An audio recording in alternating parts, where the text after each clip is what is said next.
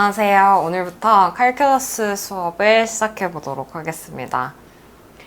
미적분은 현대 수학의 꽃이라고도 하죠. 고등 수학의 정점이기도 하고 또 대학 수학에서 가장 기초적인 과목 중에 하나예요.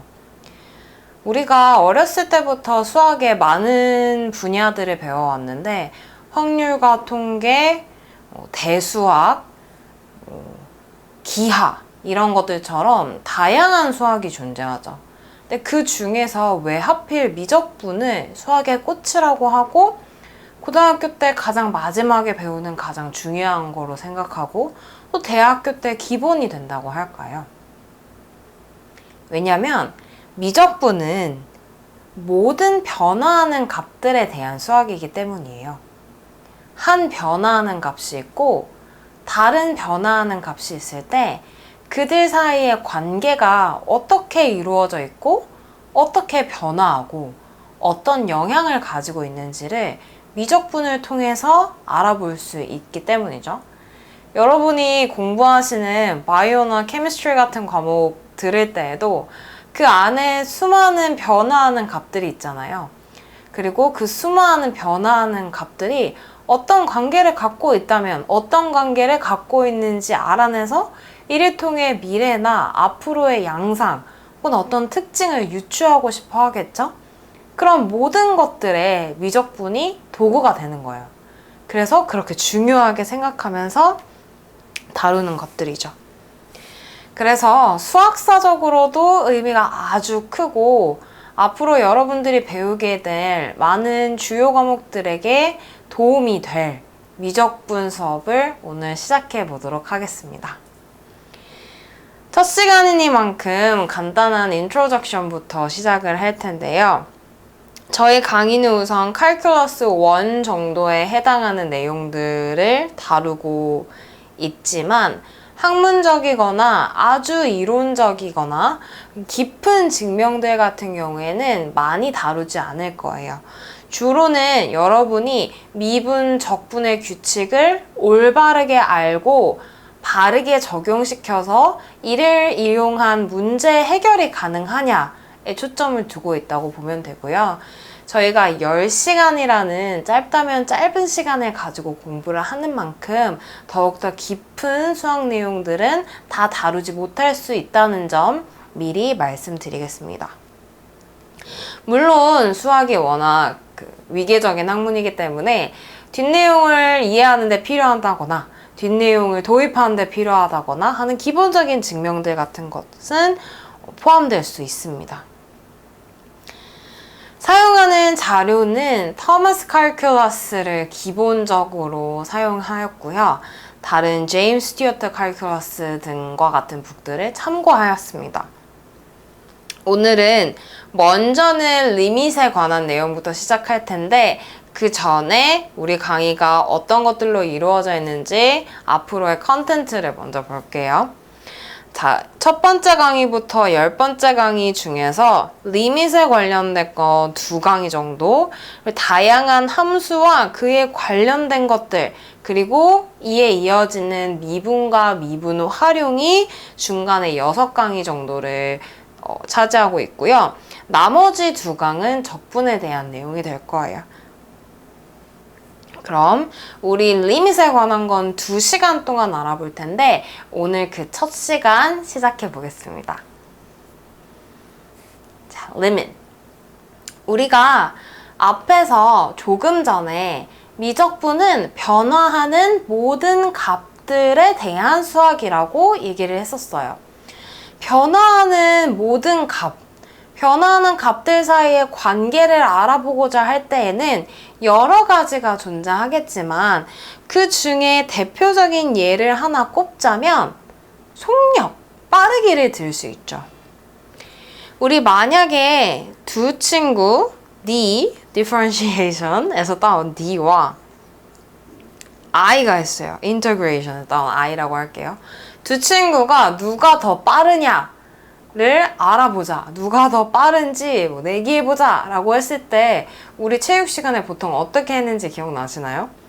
같은 거리만큼을 운동장에 그려놓고 그 끝점에 누가 먼저 빨리 도착하는지, 즉 누가 더 짧은 시간을 소요하는지를 가지고 더 빠른 사람을 결정했었죠.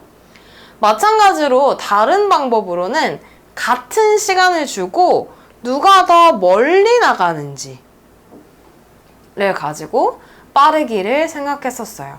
즉 빠르기는 어떤 변화하는 값인 시간, 그리고 다른 변화하는 값인 거리에 대한 관계, 그것들의 비율이라고 볼 수 있겠죠. 그럼 그 변화하는 예 중에 한 가지인 빠르기를 이용해서 극한에 대해서 접근해 볼게요. 자, 먼저는 우리가 average rate of change and secant line에 대한 것이 나왔어요. 아까 두 친구의 빠르기를 비교하는 데서부터 시작했는데 한 친구의 이동에 대해서만 집중한다고 볼게요. I가 더 빠르다고 쳤을 때 I의 움직임이 대충 이런 fx라는 함수로 보여진다라고 볼게요.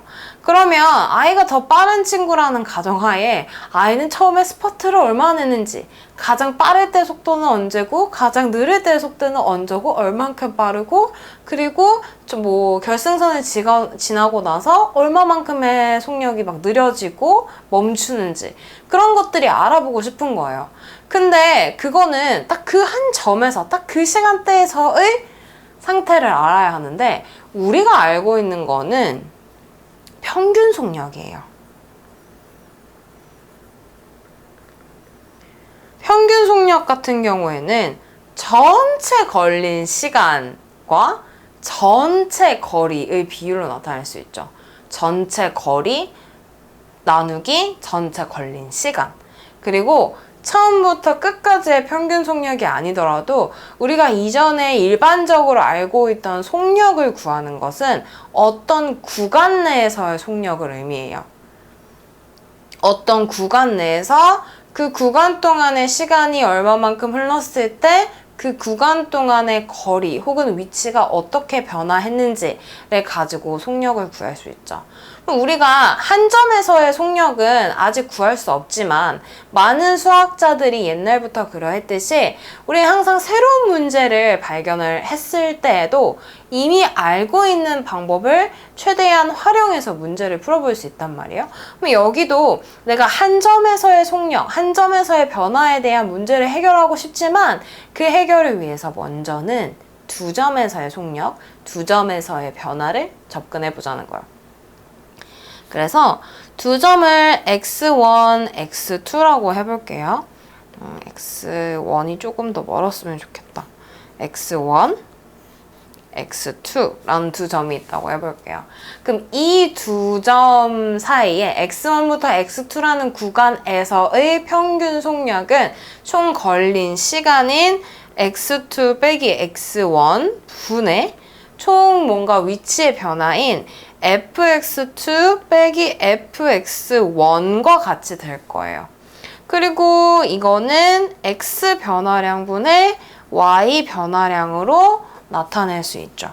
여기 왼쪽에 x 변화량분의 y 변화량과 같다 라고 써줄 수 있고, 얘 같은 경우는 x 변화량분의 y 변화량이라지만 사실 이게 rise over run, 즉 이 두 점을 잇는 직선의 기울기와 같다라는 걸 볼 수 있어요. 두 점 사이에 변화하는 속력, average rate of change를 찾아봤더니 이는 이 두 점을 잇는 secant line의 기울기와 같구나라는 기하학적인 특징을 하나 발견한 거예요. 이 기하학적인 특징은 그렇다 치고 우리의 목표를 잊으면 안 되죠. 우리의 목표는 이 x1을 기준이라고 했을 때 이 x1일 때의 그때의 상태가 궁금한 거예요.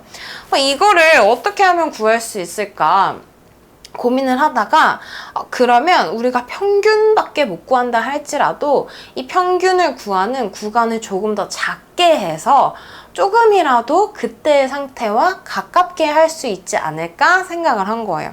그래서 x2를 점점 x1에 가깝게 그리다 보면 이 시컨트 라인의 기울기가 점점점 변화하는데 어느 순간 x2가 충분히 가까이 왔을 때 그 직선은 x1에서의 접선이 되는 것을 볼 수 있고요. 그때 x1과 x2 사이의 거리는 충분히 가깝다. 그 사이의 거리가 0에 가까운 상태라고 볼 수 있겠죠. 그래서 x1, x2 사이의 거리를 충분히 좁혀준다라는 것에 대한 걸 조금 더 수학적으로 나타내기 위해서 이 사이의 차에 해당하는 걸 h라고 부르면요. 그럼 x2-x1은 h일 거고 x2는 x1 더하기 h로 나타낼 수 있으니까 이를 이용해서 우리의 average rate of change를 또 다른 형태로 나타낼 수 있어요. 이걸 왜 굳이 나타냈냐면 x2가 x1으로 가까이 간다라는 걸 h가 0에 가까이 변화한다라고 말해줄 수 있기 때문이죠. 이 h 형태로 사용했을 때에 조금 더 편리한 예제들이 많이 있으니까 첫 번째 경우, 두 번째 경우 다 중요하게 기억을 해주셔야 됩니다. 정리하자면 속력을 기준으로 해서 평균 변화량이라는 걸 한번 알아봤는데 그 평균 변화량은 두 점을 잇는 시컨트 라인의 기울기가 된다라는 기하학적 특징이 있었고요. 근데 한 점에서의 변화가 궁금해서 나머지 한 점을 그 기준점에 아주 충분히 가깝게 만들어 봤더니 그때 일어나는 일은 내 기준점에서의 접하는 직선의 기울기와 같다라는 특징을 발견할 수 있었어요.